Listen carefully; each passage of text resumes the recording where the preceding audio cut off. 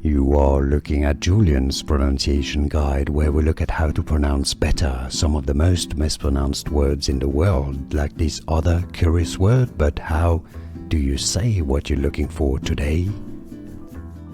So how do you say this word? It comes from French. For reference, reprise is how it's said, and that's why in English it's said as reprise.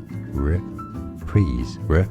So it's kind of between an a schwa sound and an e sound. Reprise, with a stress on that second syllable and a z sound at the end. Reprise is how you say it, both British and American English, and now you know.